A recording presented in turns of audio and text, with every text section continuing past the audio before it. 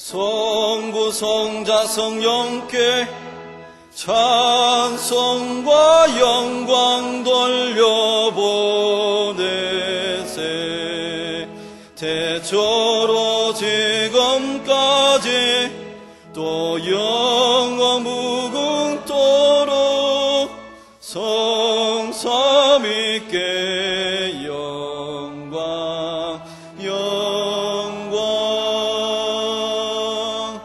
아멘.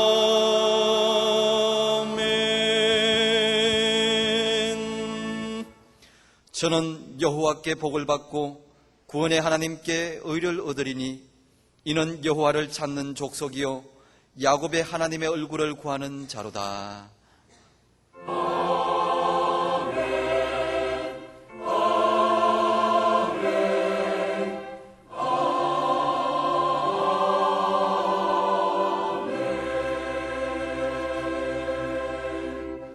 이 시간 하나님께서 우리에게 주시는 구약의 말씀은 시편 126편 5절 6절입니다.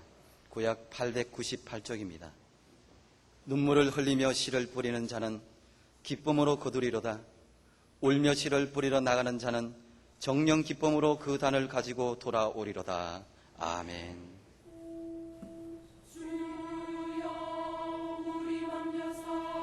주의 말씀을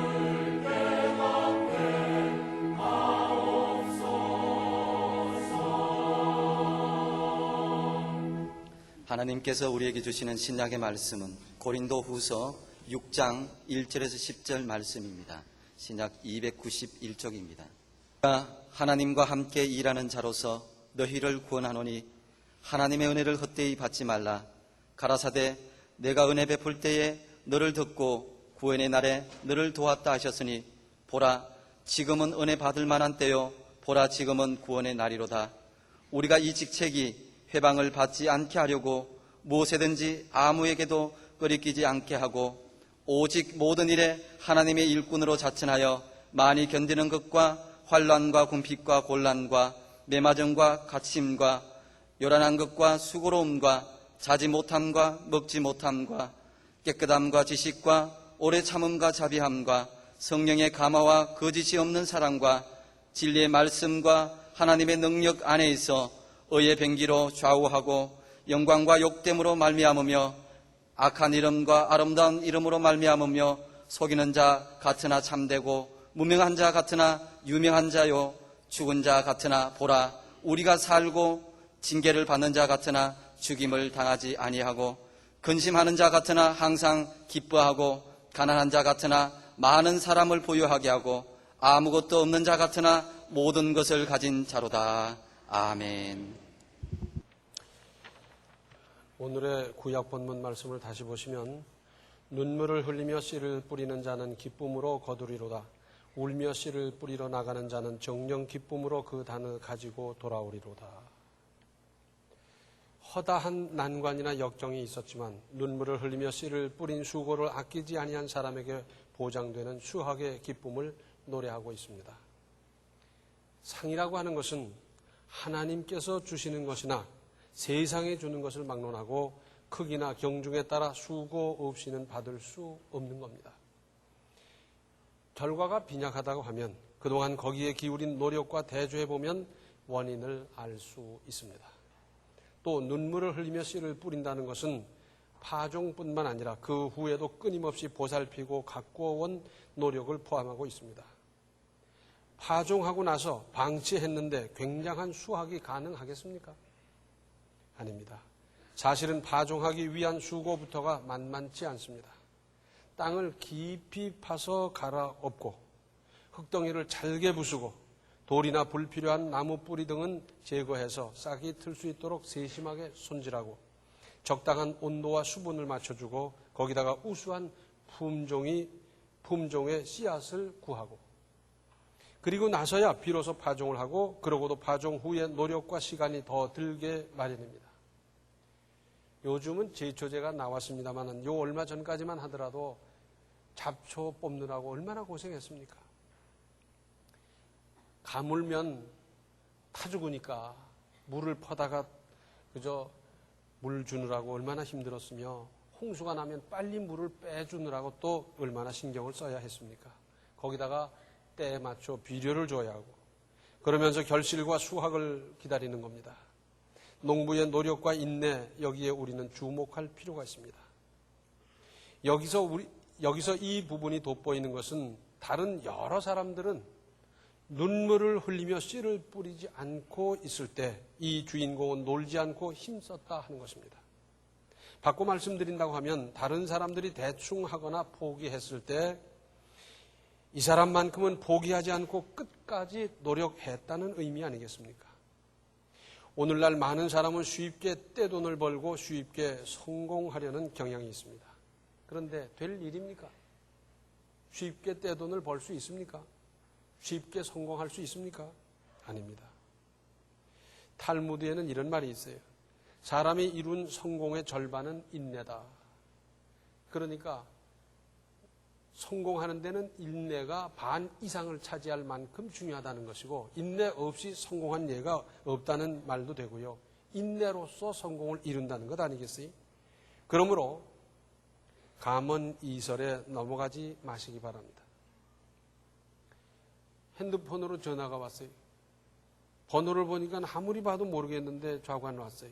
받아봤더니 저 예산에 좋은 땅이 있는데 그 땅을 사면 앞으로 크게 올라가지고 부자가 될 거라는 거예요. 아니 그렇게 좋은 땅을 왜 나한테까지 알려주겠어요? 지가 사서 지가 뒀다가 지가 부자 되지. 아니 난 알지도 못하는 나한테.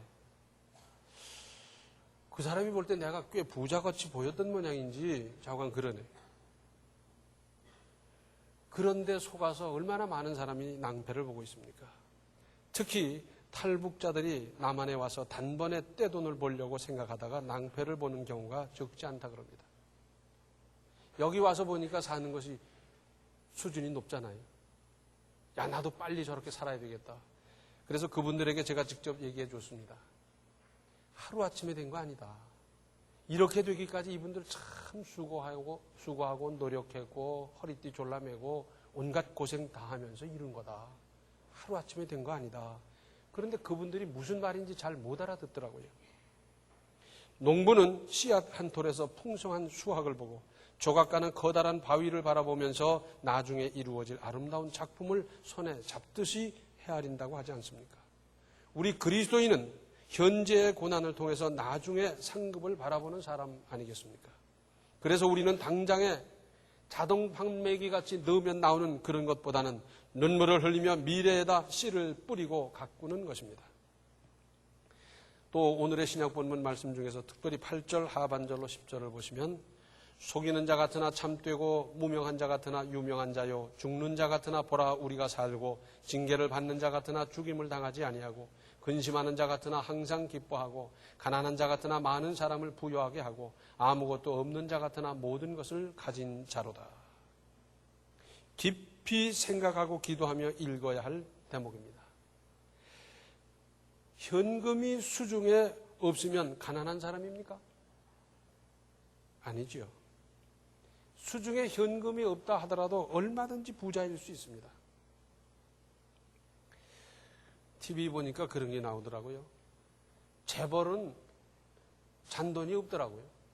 그래서 비서한테 빌려 쓰고 동전 있냐 좀 다오 그러면서 쓰더라고요. 수중에 현금이 없지만 카드가 있잖아요. 요즘은 또 골드 카드보다 높은 게 있더라고요.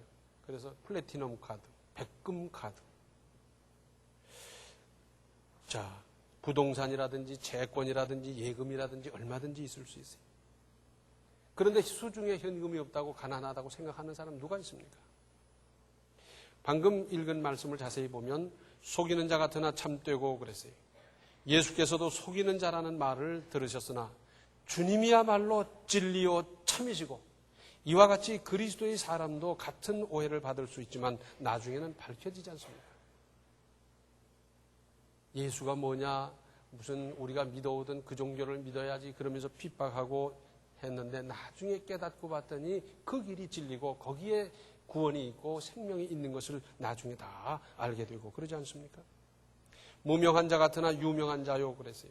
여기서 무명한 자라는 말씀의 원뜻은 무시를 당하는 자 그런 말입니다. 무시를 당하는 자 같았는데 유명한 사람이더라. 한때는 무시를 당하는 경우가 있을 수 있지만 결국은 하나님과 사람에게 알려지고 또 유명하게 될 수 있습니다. 베드로가 팔레스타인을 중심으로 복음을 전할 때 그 사람 뭐 그렇게 유명했습니까? 누가 알아줬습니까?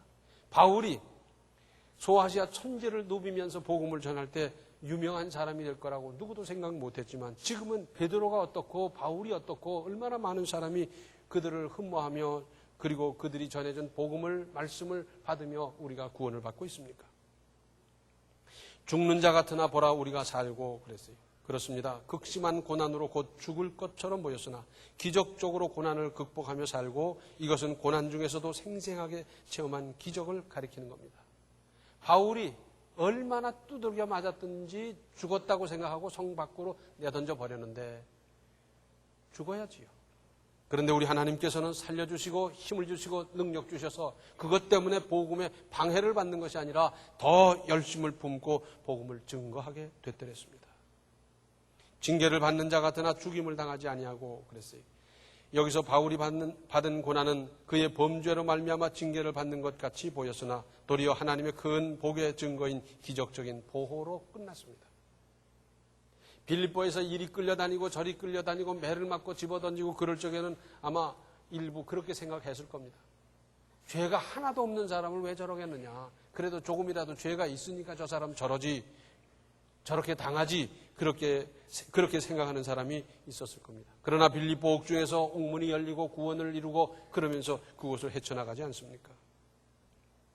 근심하는 자 같으나 항상 기뻐하고 바울은 일면 근심의 사람이었습니다.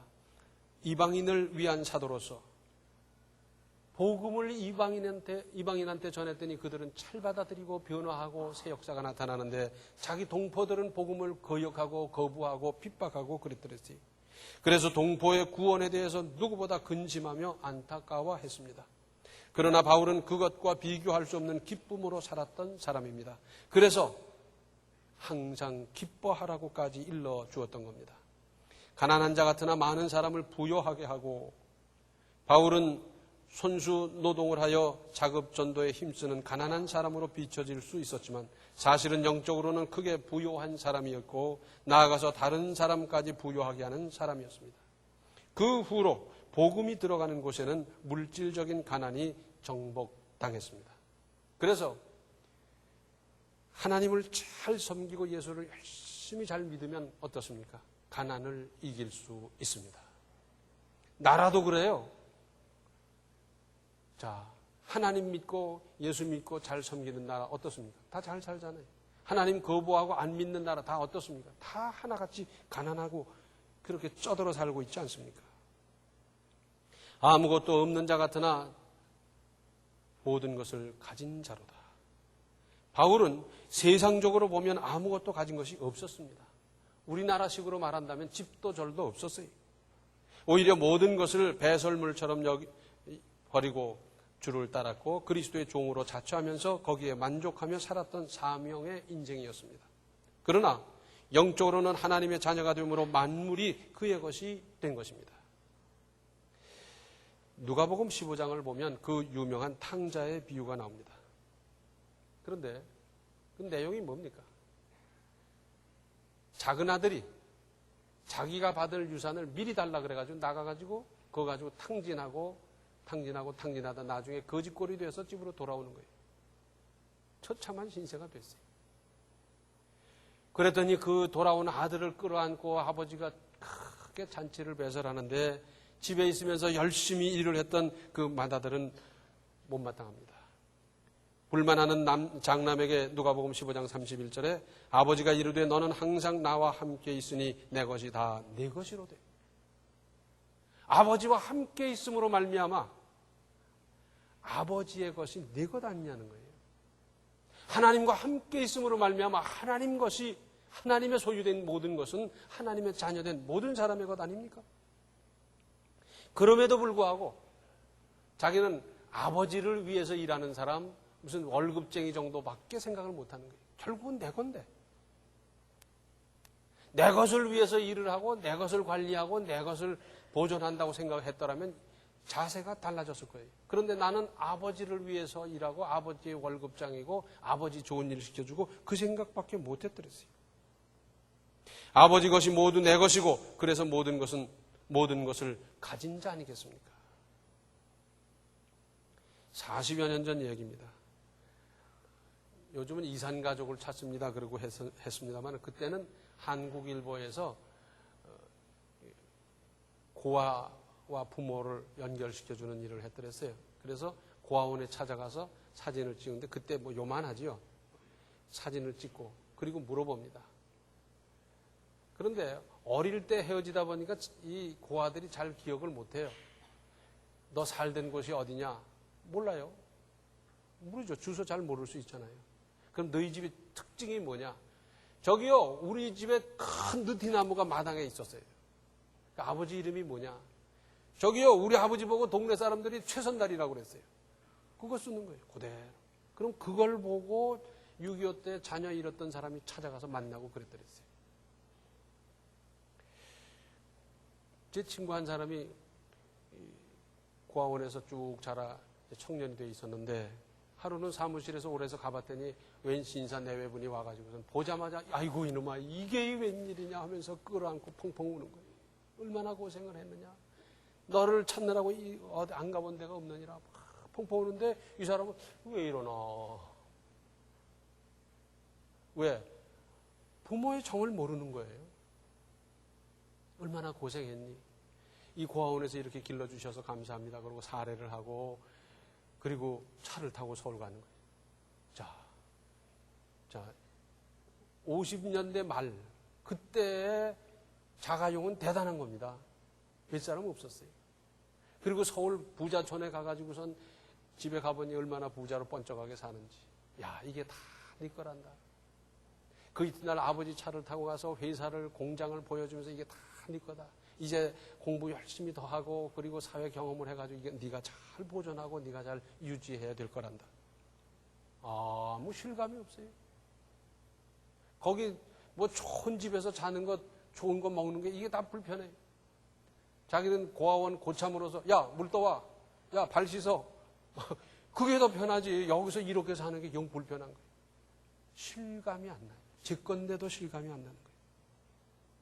마태복음 28장의 총결론, 마태복음 전체 총결론이기도 합니다만 28장 20절 하반절을 보면 볼지어다 내가 세상 끝날까지 너희와 항상 함께 있으리라 하시니라. 사람의 약속이 아니고 조변 섞게 하는 사람의 약속이 아니라 하나님, 우리 주님의 약속인데 세상 끝날까지 그리고 항상 함께 하시겠다는 이 약속, 얼마나 대단한 약속입니까? 이런 주님을 믿고 이런 주님과 함께 산다는 것은 특권 중에 특권이 아닐 수가 없습니다. 이사야서 42장 3절 상반절을 보면 상한 갈대를 꺾지 아니하며 꺼져가는 등불을 끄지 아니하고 그랬습니다. 무슨 말씀입니까? 자, 갈대숲이 잔뜩 있는데 그 중에 하나쯤 꺾어져 있다. 그건 누가 눈여겨보지도 않아요. 그렇죠? 그럼에도 불구하고 우리 주님께서는 그것을 눈여겨보고 그것을 꺾어 없애기보다는 고쳐서 생명을 유지하기를 바라는 것. 꺼져가는 심지 하나쯤 없어도 등불 하나쯤 없어도 무슨 상관이 있겠습니까만은 우리 주님은 그렇게 안 한다는 겁니다. 비록 부족하고 뭔가 아직도 어설프지만 하나님께서는 사랑하는 자녀를 끝까지 포기하지 않으시고 보살필 뿐만 아니라 그 사람 나름대로의 역할이나 사명에 대해서 기대하고 계신다는 것 아니겠습니까? 그래서 안 꺾어버리는 거예요. 그래서 기대하는 겁니다. 가령 손가락이 고장났다 그러면 고장나자마자 탁 잘라버립니까? 그런 사람 아무도 없어요. 약을 발라보기도 하고 침을 놓아보기도 하고 뜸을 떠보기도 하고 온갖 방법을 다 하다가 그걸 자르지 않으면 생명이 위태롭다 할 정도 됐을 때 잘라버리는 거예요. 우리 주님께서도 상한 갈대를 꺾지 아니하시는 그 심정으로 우리를 바라보며 기대하고 계십니다. 로마서 8장 28절은 늘 우리가 위로받는 말씀이지요.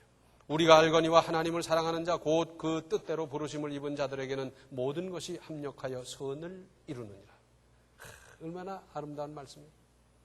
우리가 잠시 고생하고 고통스럽고 난감하고 힘들고 어쩔 줄 모르는, 그러나 그런 것까지도 우리 하나님께서는 재료를 삼으셔서 더 큰 선을 이루는 그분.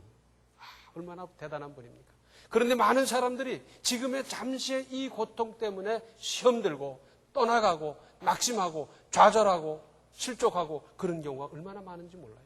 그 다음에 있을 하나님의 계획을 바라보며 이것까지도 재료로 삼아서 더 큰 역사를 약속하신 주님을 바라보며 믿으며 힘을 얻으시기 바랍니다. 그런데 우리는 지금까지 문제를 만났을 때 너무 쉽게 포기한 일이 얼마나 많습니까? 우리는 인내심이 부족합니다. 그래서 두어 번 해보다가 안 되니까 관둬라.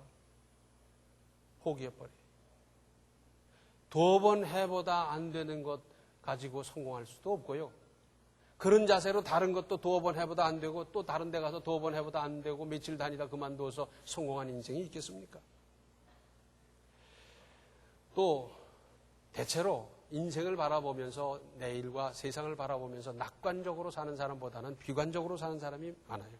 그래서 잘 되고 성공할 쪽을 바라보는 것보다는 안 되고 잘못될 쪽을 바라보는 사람들이 많아요. 그러다 보니까 시도를 잘 못하는 경우가 얼마나 많으며 패배의식에 젖어 있습니다. 될까? 글쎄, 아무개가 해도 못했는데 나 같은 것이 해서 될까? 적극적이고 진취적인 사고방식을 갖기보다는 소극적인 사고로 그저 뭐 특별한 거 새로 하나 그저 하든 그것 그냥 그렇게 해서 그저 뭐 조금 먹고 조금 이렇게 하지. 거기다가 끝까지 믿는 믿음이 부족합니다. 그런데 이런 것들은 하나님의 뜻이 아닙니다. 하나님의 뜻은 어떠한 환경 조건에서도, 아니 극한의 갈림길에서도 하나님의 뜻을 생각하고 그 가운데서도 진취적이고 적극적으로 자신을 자리매김하는 겁니다. 다른 사람이 하다가 안 됐다. 그러면 더 준비를 착실히 해서 되게 할 일 아니겠습니까? 다른 사람이 실패했으니까 나는 실패하지 않도록 내가 더 노력하고 더 힘쓰고 더 많은 동원을 해서 될 수 있도록 할 일 아니겠습니까?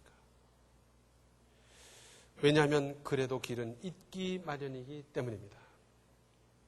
제2차 세계대전 때 독일 아우슈비츠 감옥은 참 악명 높은 감옥이었습니다.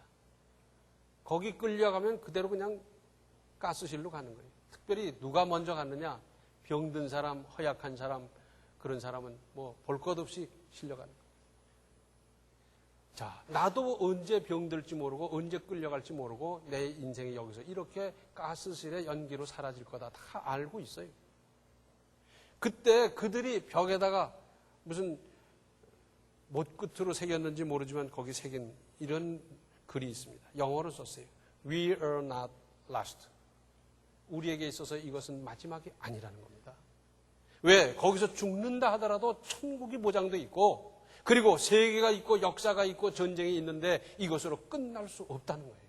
이 희망을 가지고 살았던 사람들은 끝까지 살아남아서 2차 대전 마친 장면을 본 사람들도 있고요. 그렇지 않습니까? 성공한 사람에게는 성공한 이유가 있고 실패한 사람에게는 실패한 이유가 있기 마련입니다. 히브리서 3장 14절 말씀을 개역 개정판으로 보면 우리가 처음 믿을 때에 가졌던 확신을 끝까지 가지고 있으면 우리는 그리스도께서 주시는 구원을 함께 누리는 사람이 될 것입니다. 그러므로 쉽게 포기하지 마십시오. 쉽게 포기하지 마십시오. 바울 일행이 선교 여행을 다녔던 데를 가봤어요. 자, 그때 당시 로마의 국력이 얼마나 대단했습니까? 세계를 지배하고요. 건축물이며 얼마나 대단하며 헬라 문화가 얼마나 융성했더랬습니까? 그런데 초라하게 바울 일행이 많아야 6, 7명 됐을 거고 적을 땐 서너 명 됐을 텐데 혹 걸어가고 혹 말 타고 가면서 그 높은 산을 넘고 강을 건너고 가는데 가다가 두들겨 맞기도 하지요. 가다가 굶기도 하지요. 그러면서 복음을 전하는데 그 어마어마한 로마 제국, 그 대단한 헬라 문화, 그것과 더불어 게임이 되겠습니까? 많은 사람들이 그랬을 거예요. 저 사람 미쳤다. 어째 사람이 저렇게 됐나? 제정신 제대로 차리면 저 사람 로마 정부에서 크게 출세하고 성공할 텐데 어쩌자고 저렇게 굶어가며 매 맞아가면서 저 짓을 하고 다니나 그랬을 거예요. 그러나 복음은 생명입니다. 복음은 능력입니다. 오늘날 어떻게 됐습니까? 로마 제국이 무너졌고 헬라 문화가 이제 잔해만 남았지만은 복음은 지금까지 이렇게 살아 역사하고 있지 않습니까? 아, 대단해요. 그분들이 초라한 모습으로 길을 가던 그 길은 위대한 길이 됐고 그들은 그때 당시 알아주는 사람이 없었지만 역사에 길이 남는 인물이 됐습니다. 세상 법칙에는 늘 원인만큼의 결과가 따릅니다. 그런데 여기에 변수가 있습니다. 우리 속담에 이런 말이 있지요. 재수 없는 사람이 밀가루 장사를 하면 바람이 분다고. 바람 불어서 날아가 버리는 거예요. 우리 신앙인의 말로 한다고 하면 하나님의 막으심과 하나님의 도우심이 변수입니다. 이것이 원인보다 더 중요한 변수요 보장입니다. 원인만큼 결과가 온다라고 말할 수 있는 게 아니라 원인보다 훨씬 중요한 하나님의 역사에 의해서 되기도 하고 안 되기도 한다. 그 말씀입니다.